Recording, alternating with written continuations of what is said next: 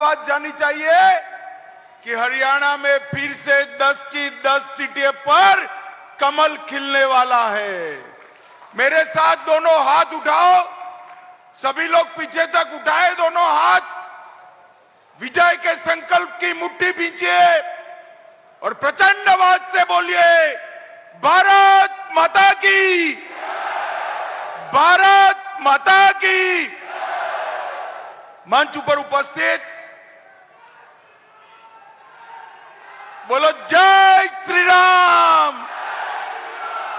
मंच पर उपस्थित हरियाणा के सम्माननीय मुख्यमंत्री श्रीमान मनोहर लाल खट्टर जी, हमारे प्रदेश भारतीय जनता पार्टी के अध्यक्ष और मेरे मित्र श्रीमान धनखड़ जी, हमारे गृह मंत्री श्रीमान अनिल विज जी, श्री गजेंद्र शेखावत जी, त्रिपुरा के पूर्व मुख्यमंत्री और हरियाणा के प्रभारी भाई विप्लव देव जी, श्री कंवरपाल गुर्जर जी, रणजीत सिंह चौटाला जी, ओम प्रकाश, श्री सुभाष बराला जी, मेरे साथ दिल्ली से आए हैं, सिरसा जी खड़े हो जाइए, मजिंदर सिंह सिरसा जी जो यहाँ के हैं, दिल्ली भाजपा के बड़े नेता है, ताली बढ़ाओ सिरसा के लिए सभी लोग।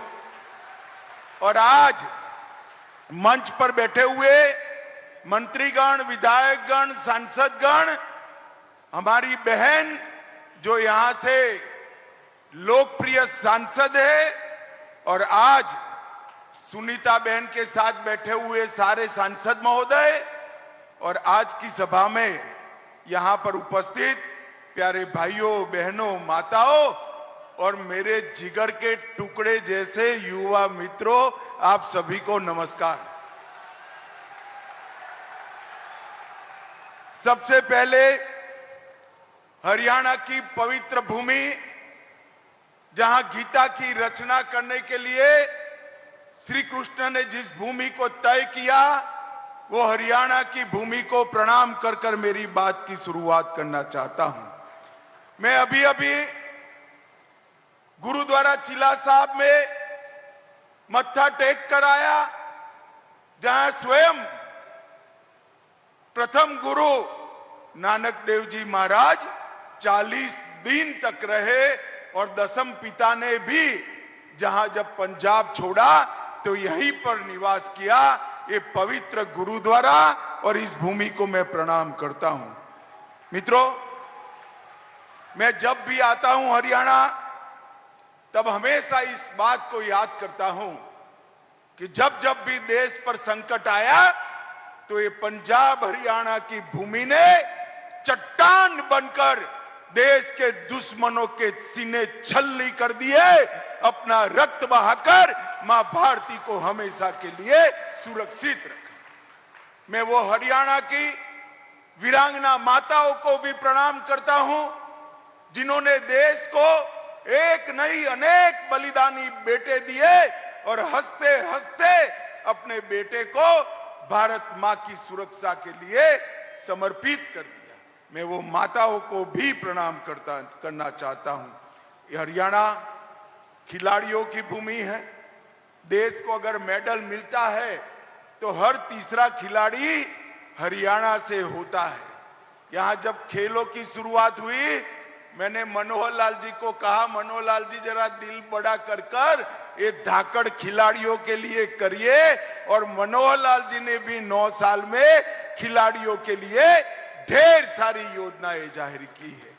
और हरियाणा का किसान, देश में कहीं भी अकाल पड़े, धान न हो, गेहूं न हो, अनाज न हो, तो वो अनाज जो जाता है मेरे पंजाब हरियाणा से ही जाता है। वो किसानों को भी मैं प्रणाम कर कर मेरी बात की शुरुआत करना चाहता हूं। मित्रों, आज जो कार्यक्रम है, ये विशाल जनसभा है। मैं अभी गुरदासपुर से आया, आज सिरसा हूं। देश भर में भारतीय जनता पार्टी के कार्यकर्ताओं के दौरे लगे हैं। 9 साल तक नरेंद्र मोदी जी ने जो भारत की सेवा करने का प्रयास किया है, और आपने विशेषकर हरियाणा वालों ने दो दो बार सभी की सभी सीटें भारतीय जनता पार्टी में झोली में डालकर मोदी जी को प्रधानमंत्री बनाया। इसलिए मैं हरियाणा की जनता का यहां से धन्यवाद करने आया हूं। मित्रों, ये 9 साल देश के इतिहास में सुवर्ण अक्षरों से अंकित होने वाले। 9 साल पहले का भारत याद करिए। 12 लाख करोड़ के घपले, घोटाले, भ्रष्टाचार ये कांग्रेस पार्टी ने किया था। ये 9 साल में हमारे विरोधी भी नरेंद्र मोदी जी पर भ्रष्टाचार का कोई आरोप नहीं लगा सकते। मोदी जी ने पारदर्शी तरीके से सरकार चलाई है। 9 साल पहले आए दिन पाकिस्तान से आतंकवादी घुसकर हमारे जवानों के सर काट कर ले जाते थे। कभी कभी तो पैरों से उसको अपमानित करते थे। मगर ये मनमोहन सरकार, सोनिया सरकार ऊप नहीं करती थी। 10 साल शासन रहा। देश की कानून और व्यवस्था और सुरक्षा दोनों चरमरा गई थी। मोदी जी प्रधानमंत्री बने, पाकिस्तान को आदत जो लग गई थी, उसने फिर से प्रयास किया। उरी पर हमला किया, पुलवामा में हमला किया, मगर वो भूल गए कि इस बार मौनी बाबा मनमोहन की सरकार नहीं है, नरेंद्र मोदी की सरकार है। 10 ही दिन के अंदर पाकिस्तान के घर में घुसकर सर्जिकल स्ट्राइक और एयर स्ट्राइक कर आतंकवादियों के परछल्ले उड़ाने का काम देश के प्रधानमंत्री के ऑर्डर पर हमारे सेना के जवानों ने किया। ये 9 साल में नरेंद्र मोदी जी ने देश को सुरक्षित किया है। ये 9 साल में नरेंद्र मोदी जी ने देश के गौरव को आसमान तक ऊंचा उठाने का काम किया है। इन 9 साल में पूरी दुनिया, कोई भी इश्यू हो, भारत क्या बोलता है इसकी राह देखती है। ये गौरव भारत को दिलाने का काम हमारे प्रधानमंत्री नरेंद्र मोदी जी ने किया है। अभी अभी यूक्रेन और रशिया के बीच में युद्ध हुआ। हमारे बच्चे वहां फंसे थे, हजारों बच्चे फंसे थे। उनके मां बाप की जान तलवे पर लग गई थी। हम सब चिंतित थे। मोदी जी ने रशिया और यूक्रेन के राष्ट्राध्यक्षों को फोन किया। 3 दिन दोनों देशों ने युद्ध बंद किया और हमारे सारे बच्चे सुरक्षित भारत वापिस आ गए। ये बताता है कि दुनिया में मोदी जी के शासन में भारत की पूंछ आगे बढ़ी है।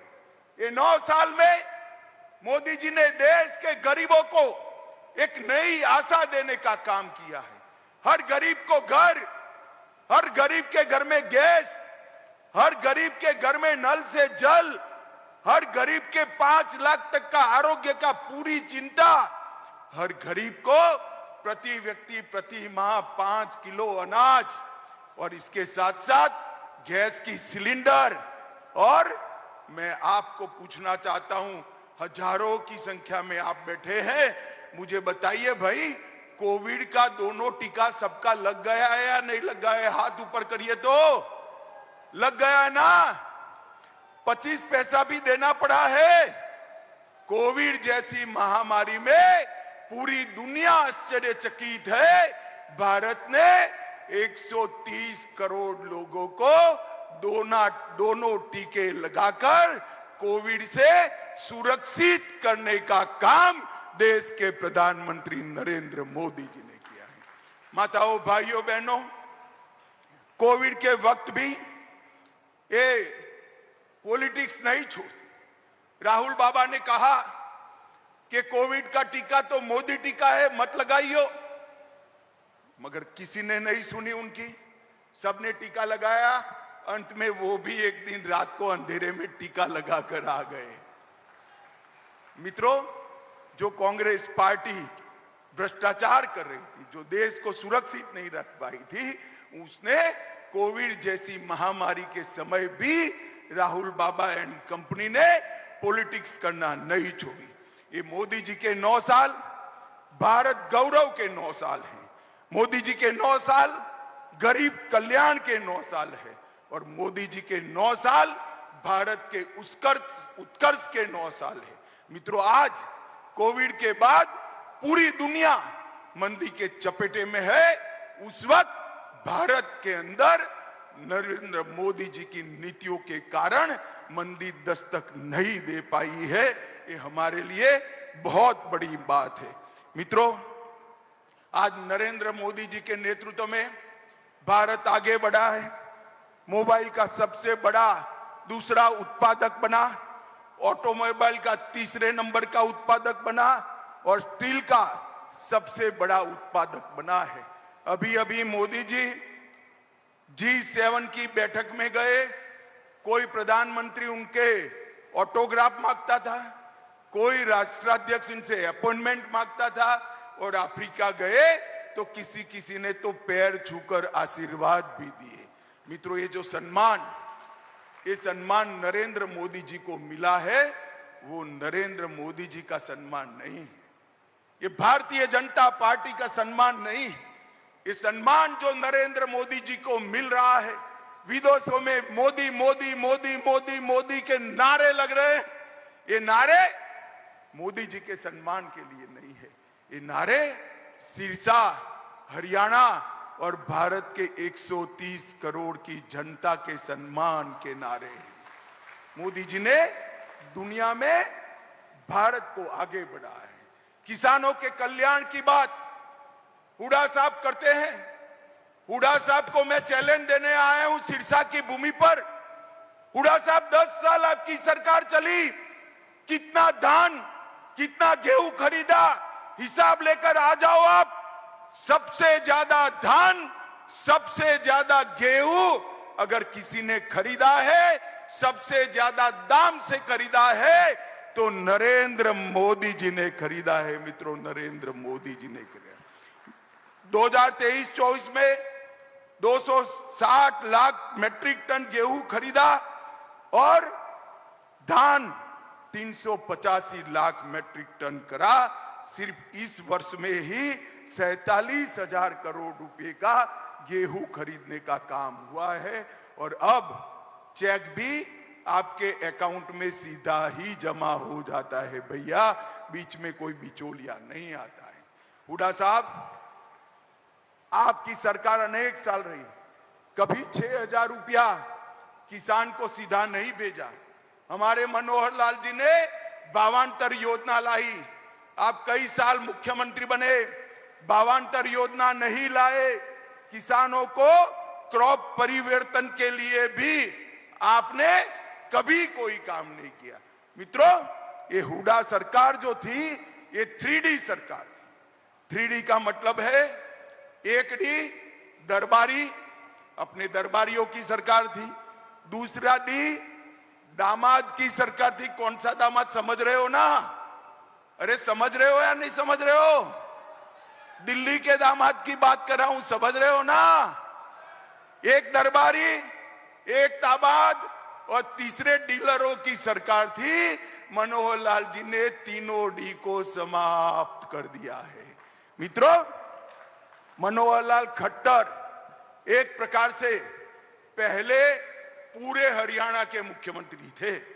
पहले मुख्यमंत्री जो होता था वो सिर्फ रोहतक का होता था, रोहतक के अलावे किसी की चिंता नहीं करता था। भारतीय जनता पार्टी की सरकार बनने के बाद मोदी जी की सारी योजनाओं को मनोहर लाल जी ने जमीन पर पहुंचाया और पूरे हरियाणा का विकास करने का काम हमने किया है और हर वर्ग का हमने विकास किया है। हरियाणा का धाकड़ जवान, धाकड़ किसान और धाकड़ खिलाड़ी, ये तीनों देश की शान है मित्रों। और हरियाणा देश का सबसे बड़ा बासमती चावल निर्यात करने वाला राज्य ये 9 साल में बना। देश का सबसे पहला केरोसिन मुक्त राज्य बना, देश का सबसे पहला पढ़ी लिखी पंचायतों वाले राज्य बना, देश का सबसे पहला ओडीएस प्लस राज्य बना और हरियाणा की विकास दर 2015 से 22 तक 6% से ज्यादा रही है। मित्रों, ये डबल इंजन की जो सरकार है, ऊपर मोदी जी और नीचे मनोहर जी, उन्होंने हरियाणा के विकास में कुछ नहीं छोड़ा। 2019 से अब तक 5.22 बिलियन डॉलर का फॉरेन का निवेश मिला है। 400 फॉर्च्यून कंपनियों के कार्यालय गुरुग्राम हरियाणा में है और देश में 2 गाड़ी बनती है। मेरी बात ध्यान से सुनना सिरसा वालों, देश में 2 गाड़ी बनती है तो इसमें से 1 गाड़ी मेरे हरियाणा से बनकर देश में जाती है।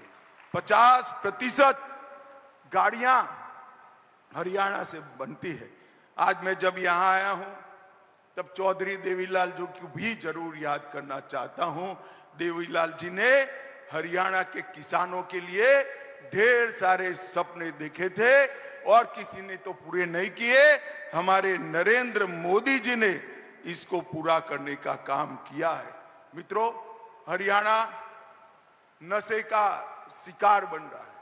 मैं आप सभी को कहना चाहता हूं, देश का प्रधानमंत्री नरेंद्र मोदी जी इस बात से बहुत चिंतित है और उन्होंने भारत सरकार के गृह मंत्रालय के सामने एक लक्ष्य रखा है कि कुछ ही समय में भारत नशा मुक्त होना चाहिए और ये अभियान हरियाणा में चालू हो गया है।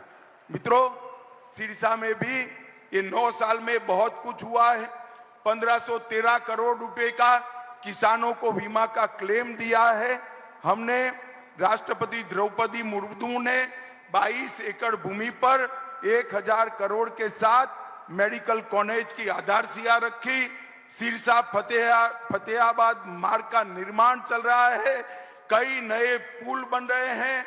सिरसा के तेजाखेड़ा, आशाखेड़ा और चौटाला की जमीन पर मेगा फूड पार्क बन रहे हैं। सिरसा में एक नए जल उपचार संयंत्र का निर्माण हुआ है और सौर ऊर्जा केंद्र भी गुजरात में बन रहे, सिरसा में बन रहे हैं। मित्रों, एक कॉन्स्टिट्यूएंसी में इतना सारा विकास कभी पर नहीं हुआ। सुनीता दुग्गल हमेशा भारत सरकार के मंत्रियों के पास आपके सवालों को लेकर झगड़ा भी कर लेती है और गिड़गिड़ा भी लेती है। एक ताली सुनीता बहन के लिए बजा दीजिए सभी लोग। मित्रों, ये हुडा जी हमेशा कांग्रेस की बात करते हैं। मैं हुडा जी को पूछने आया हूं, हुडा महाराज, हिसाब लेकर हरियाणा की जनता को दो कि आपके शासन में, कांग्रेस के शासन में ऊपर नीचे दोनों आपकी सरकारें थी, आपने हरियाणा को क्या दिया। मैं आपको कहता हूं, कांग्रेस की सरकार थी तब 2004 से 14 तक हरियाणा को डिवेल्यूशन और ग्रांट इन एड के कुल मिलाकर 40,000 करोड़ रुपया दिया था। कितना दिया था भाई, जरा बोलो तो। 40,000 करोड़। और नरेंद्र मोदी जी ने 40,000 करोड़ से बढ़ाकर 1,30,000 करोड़ रुपया देने का काम किया है। 1,30,000 करोड़ रुपया, और वो हमारा हिसाब मांगते हैं। मित्रों, हमने 1400 किलोमीटर नए नेशनल हाईवे बनाए, 17 नए राष्ट्रीय राजमार्ग हरियाणा में घोषित किए, 20,000 करोड़ रुपए से आर्थिक गलियारे की योजना बनाई, 12,150 करोड़ की लागत से सबसे बड़े गुरुग्राम पलवल नूह जिलों से गुजरने वाले एक्सप्रेस वे को बनाया। 4,000 करोड़ की लागत से कुंडली मानेसर पलवल एक्सप्रेसवे का उद्घाटन हो चुका है और इसके साथ साथ 11,000 करोड़ की लागत से खरखोदा में 10 लाख वाहन की प्रति साल क्षमता रखने वाली मारुति का विस्तारीकरण कार्यक्रम हुआ।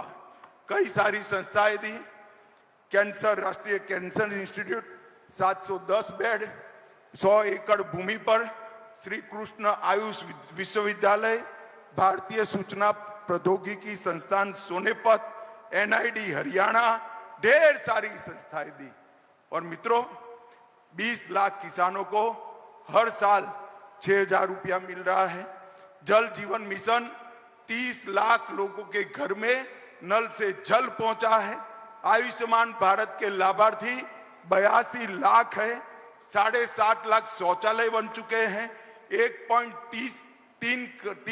करोड़ 30 लाख लोगों को फ्री ऑफ कॉस्ट प्रति व्यक्ति 5 किलो अनाज मिल रहा है। प्रधानमंत्री आवास योजना के टोटल 75,000 से ज्यादा घर बने हैं और ढेर सारे काम किए हैं। अंत में मैं एक ही बात कहना चाहता हूं, सिरसा वालों, आप मुझे बताओ, ये कश्मीर जो है वो हमारा है या नहीं? जोर से बोलो भाई, कश्मीर हमारा है या नहीं है? धारा 370 हटनी चाहिए थी या नहीं हटनी चाहिए थी? अब तक किसी ने काम नहीं किया। मोदी जी को आपने 10 की 10 सीटें दे दी, फिर से प्रधानमंत्री बने। 5 मई 2019 को एक ही झटके से धारा 370 को मोदी जी ने समाप्त कर हमेशा के लिए कश्मीर को हमारा कर दिया।